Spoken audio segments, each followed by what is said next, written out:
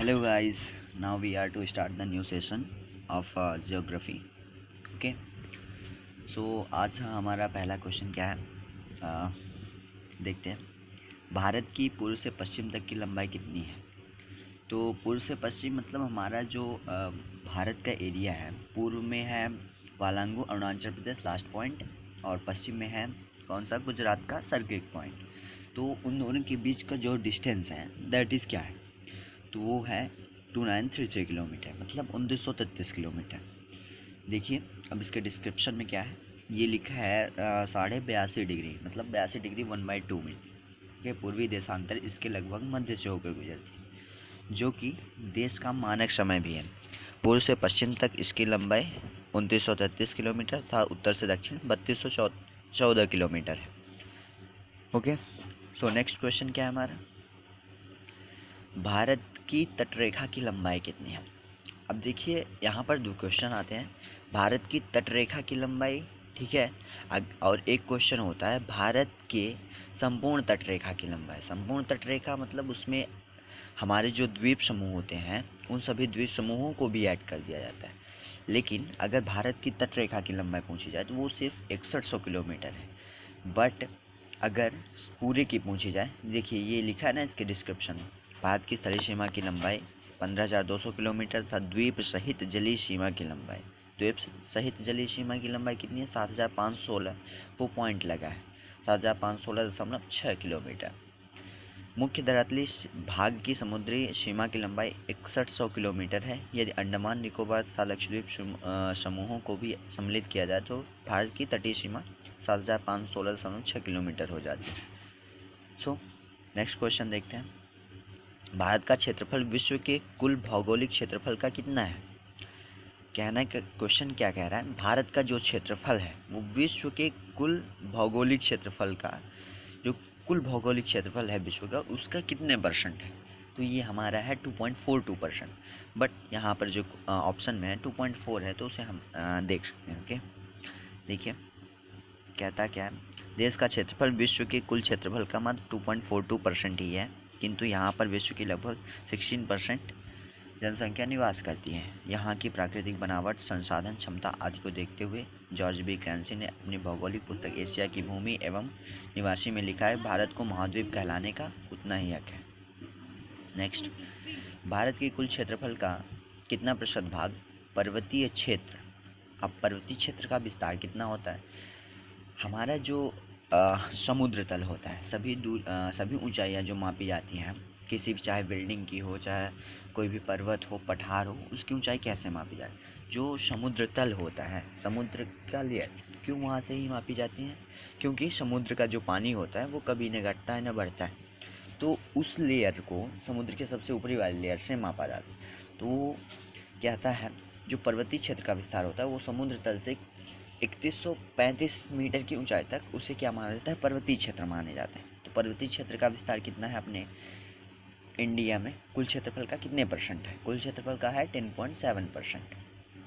देश के कुल क्षेत्रफल के 10.7% भाग पर ही उच्च पर्वत श्रेणियों का विस्तार पाया जाता है, जिनकी ऊंचाई समुद्र तट से 3135 मीटर या इससे अधिक है। समुद्र तट से 305 से, ये लिखा है ना, समुद्र तट से 305 से 2125 मीटर तक की ऊंचाई वाली पहाड़ियाँ भी हैं। ठीक है, पहाड़ियाँ क्या होगी? जो 305 से 3135 मीटर के बीच में है, उन्हें क्या कहेंगे? पहाड़ियाँ होंगी। वो हमारे देश में कितनी है? 18.6% पर फैली हुई हैं। नेक्स्ट, संपूर्ण भारत के कितने प्रतिशत भूभाग पर पर्वत और पहाड़ियों का विस्तार पाया जाता है? अब क्वेश्चन क्या है, पर्वत भी है और पहाड़ियों का विस्तार साथ में कितना है? तो अभी हमने पढ़ा था कि 10.7% पर पर्वत हैं और पहाड़ियाँ कितने पर हैं? 18.6। अगर इन दोनों को हम ऐड कर दें तो वो कितना हो जाएगा? कितना होगा देखते हैं। सिंपली अगर देखें तो ये हो जाएगा, समथिंग ऐड करते हैं इन दोनों को, ये दोनों पॉइंट, 7 6 13 3 और पॉइंट लगा और एक हासिल आ गया, 8 1 9 और 1 1 2, यानी कि 29.3। ओके, तो ये हमारा क्लियर आंसर हो गया, 29.3। ये हमारा आंसर है, एक सेकेंड, 29.3 देखिए, सही ना। देश के कुल क्षेत्रफल के 10.7% भाग पर उच्च पर्वत श्रेणियों का विस्तार पाया जाता है, जिनकी ऊंचाई समुद्र तट से 2135 मीटर या इससे अधिक है। समुद्र तट से 305 से 2135 मीटर तक की ऊंचाई वाली पहाड़ियां भी इस देश के 18.6% भाग पर फैली हुई हैं। इस प्रकार कुल पर्वतीय भाग 29.3% है। Okay, so what is the next question, देखते हैं क्या है। संपूर्ण भारत के कितने प्रतिशत भूभाग पर पठार का विस्तार पाया जाता है। ठीक है, अब पूछ क्या रहा है, क्वेश्चन में है संपूर्ण भारत के कितने प्रतिशत भूभाग पर पठार का विस्तार। ऑप्शन में 10.7, 18.6, 27.7 एंड 29.3%। सो 10.7 जो परसेंट था हमारे कुल एरिया का, कुल इंडिया के एरिया का, वो क्या था, पर्वतीय भाग का विस्तार था। और 18.6 क्या था, पहाड़ी भाग का विस्तार था। 29.3 हमने फर्स्ट और सेकंड को ऐड कर दिया था, तो वो पर्वतीय और पहाड़ी दोनों को मिला करके इतना परसेंट हुआ था। तो हमारे पास ऑप्शन में क्या बचता है, 27.7। ओके, तो जो 27.7 है दैट इज़ अवर आंसर। इसमें क्या है, क्वेश्चन में भूभाग पठार का विस्तार पाया जाता है। ठीक है, देश के देखते हैं डिस्क्रिप्शन में। देश के कुल क्षेत्रफल के 10.7% भाग पर उच्च पर्वत श्रेणियों का विस्तार पाया जाता है, जिनकी ऊंचाई समुद्र तट से 3135 मीटर या इससे अधिक है। समुद्र तट से 305 से 2135 तक की मीटर की ऊंचाई वाली पहाड़ियां भी इस देश के 18 से। अब देखते हैं यहाँ पे हमें समझ में आ रहा है जो पर्वतों का, पर्वत कितनी ऊंचाई तक कहे जाते हैं, समुद्र तल से 2135 मीटर तक या उससे और भी ऊंचे होंगे तो वो क्या कहलाएंगे, पर्वत कहलाएंगे। और पहाड़ियाँ क्या होंगी, पहाड़ियों का भी लिखा है समुद्र तट से 305, मतलब समुद्र तट से अगर हम 305 मीटर की ऊंचाई तक जाएं, ठीक है, समुद्र तल से 305 मीटर की ऊंचाई तक, तो वो उस जो एरिया की होगी वो हमारी पहाड़ियाँ नहीं कहलाएंगी। ठीक है, पहाड़ियाँ वो होंगी जो 305 मीटर तक पहुंचने के बाद 2135 मीटर तक के बीच में मिलेंगी, वो हमारी पहाड़ियाँ कहलाएंगी। ठीक है, वो जो कि हमारे देश में कितने 18.6% भाग पर। जैसे देखिए ये हो गया हमारा, मान लीजिए ये समुद्र तल हो गया। ठीक है, अब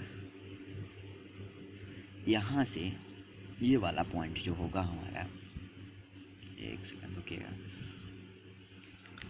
ये हो गया मान लीजिए समुद्र तट से ये 305 किलोमीटर, 305 किलोमीटर, 305 मीटर। ओके, जो 305 मीटर हुआ ये, और 305 मीटर के बाद यहाँ से ये हो गया मान लीजिए 2135 मीटर, 2135 मीटर। तो पठारी इसमें पर्वत क्या होंगे, पर्वत वो होंगे जिनका विस्तार ये यहाँ 2135 पॉइंट पे होगा या इससे ऊपर के होंगे। ठीक है, इसके ऊपर के ये क्या होंगे, पर्वत होंगे। ठीक है, क्या होंगे, पर्वत होंगे। लेकिन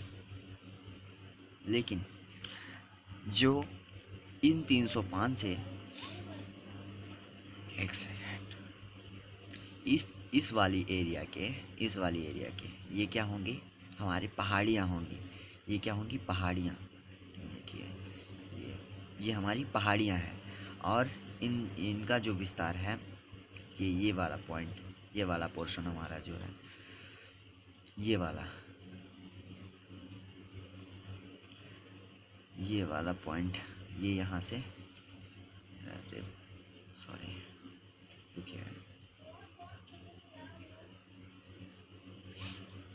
ये वाला जो है 2135 से स्टार्ट होगा और 2135 से ऊपर का ये वाला पॉइंट है हमारा, क्या है, पर्वत है। ठीक है, ये है हमारे पर्वत का विस्तार, इनका है 2135 से ऊपर होंगे, यहाँ से स्टार्ट होगा तो वो पर्वत कहलाएंगे, और इनके बीच में होगा 305 से 2135 मीटर के बीच में, तो वो होंगी पहाड़ियाँ। ठीक है, जो कि हमारे कितने परसेंटेज भाग पे हैं, 18.6 पे भाग पे हैं पहाड़। ठीक है, आगे चलते हैं, नेक्स्ट क्वेश्चन।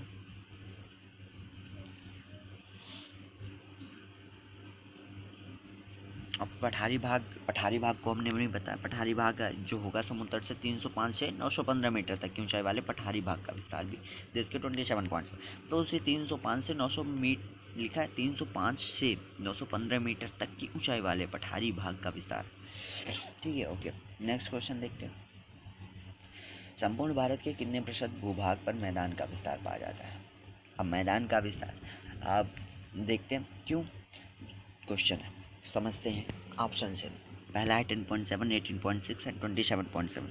10.7 क्या है? पर्वतीय भाग का विस्तार है हमारे इंडिया में। 18.6 क्या है? पहाड़ी भाग का विस्तार। 27.7 क्या है? पठारी भाग का विस्तार। तो 43% जो होगा वो मैदान का विस्तार होगा। इससे भी क्लियर होता है, और इससे भी क्लियर होता है कि भाई लोग इतने सारी, अपने देश की जनसंख्या 135 करोड़, अब ये निवास करती है तो कहाँ रहेगी? मैदानों में ही रहेगी। अब भाई पर्वत पहाड़ों में तो रहेगी नहीं, रहेगी, रहती है भी हैं तो कुछ बहुत कम लोग रहते हैं। तो क्या हुआ, सर्वाधिक विस्तार जो होगा वो मैदानों का ही होगा। मैदानों का अब देखते हैं परसेंटेज हाई कितना है इसमें हमारे क्वेश्चन में। वैसे भी 43% याद कर लीजिए। देश के देखिए लिखा है, देश के कुल क्षेत्रफल की 10.7% भाग पर उच्च पर्वत श्रेणियों का विस्तार पाया, जिनकी ऊंचाई समुद्र से 2135। वही डिस्क्रिप्शन फिर से लिखा है। जबकि शेष 43 सभी को ऐड करने के बाद अब बचा क्या? 43% बचते हैं। 43% पर विस्तृत मैदान पाए जाते हैं, लिखा है। इस प्रकार कुल पर्वतीय भाग 29.3 समुद्र तट से 27% क्षेत्र पर ही है। ठीक है, बचा कितना? 43 ऐड कर लेंगे। वैसे भी 10.7, 18.6 हो गया कितना? 29.3। 29.3 में जब 27 ऐड करेंगे तो एक सेकेंड, हाँ ठीक है, 29.3 और फिर कितना है? 27.7। तो ऐड करेंगे तो कितना हो जाएगा? देखो 73, ये हो गया 0, एक सेकेंड रुकिएगा, 73, ये 0.916, 16 1 17, 2 2 4 57। देखो 57% पर हमारे देश के कितने पहाड़ियाँ, पर्वत और पठार हैं। तो 57% ये आया। तो कुल परसेंटेज माना जाता है 100 पर बेस पे लेते हैं, तो 100 माइनस 53, सिंपली 100 माइनस कितना आया था? 53%। तो 53 कितना आ जाएगा? सॉरी 57 आया था ना, एक सेकेंड, या 57 आया था। तो 57 ये हमने किया, 57 किया तो ये आ जाएगा 43%। ओके, सो चलो आगे चलते हैं। इतना भी वैसे सब लोग को पता है यार। नेक्स्ट क्वेश्चन, भारत की प्रादेशिक जल सीमा समुद्र तट से, भारत की प्रादेशिक जल सीमा टेरिटोरियल वाटर, ओके, समुद्र तट से कितने समुद्री मील की दूरी तक है? प्रादेशिक जल सीमा, तब प्रदेश की जो जल सीमा होगी समुद्र भारत के, तो वो कितनी दूर तक, कितने मील दूर तक होगी? वो कितने मील दूर तक है? 12 मील दूर। ठीक है, देखिए डिस्क्रिप्शन क्या है। प्रादेशिक समुद्री सीमा आधार रेखा से, आधार रेखा मतलब जो हमारी सीमा है, समुद्र में 12 समुद्री मील तक प्रादेशिक सीमा है। समुद्र में प्रादेशिक सीमा तक 12 नॉटिकल मील भारत का संपूर्ण अधिकार है, मतलब वहाँ तक भारत कुछ भी कर सकता है उस एरिया। फिर है भारत का संलग्न क्षेत्र, कॉन्टिजियस जोन। प्रादेशिक जल सीमा के आगे, प्रादेशिक जल सीमा अभी जो हमने 12 मील तक गई थे, उससे कितनी मील दूर तक है? तो वो कितनी है? 24 मील।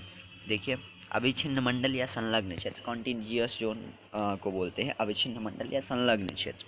आधार रेखा से समुद्र में 24 समुद्री मील तक अविच्छिन्न मंडल है। अविच्छिन्न मंडल में भारत को 3 प्रकार के अधिकार दिए हैं।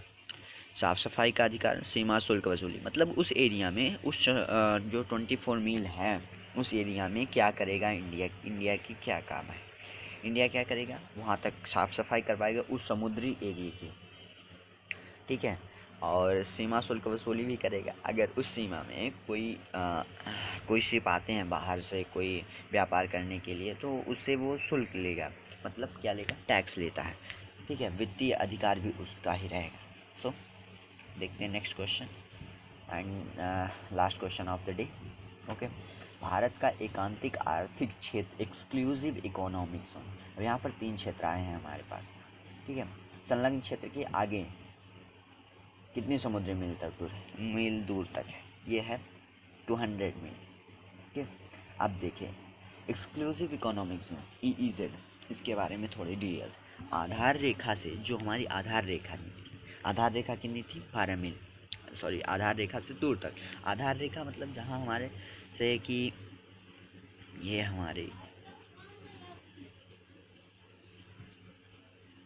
इंडिया है, ये इधर साइड, ठीक है, ये हमारा आधार रेखा, इधर हमारे समुद्री एरिया है,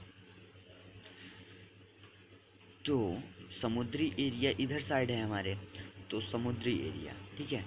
तो ये वाली हमारी जो सीमा है यहाँ से इधर 200 मील तक भारत का क्षेत्र रहेगा। भारत समुद्री एरिया में कुछ कर सकता है, ठीक है। ये इसका ये जोन हो गया 200 मील तक भारत का अनन्य आर्थिक क्षेत्र। अनन्य आर्थिक क्षेत्र में भारत को 3 तरह के अधिकार प्राप्त हैं।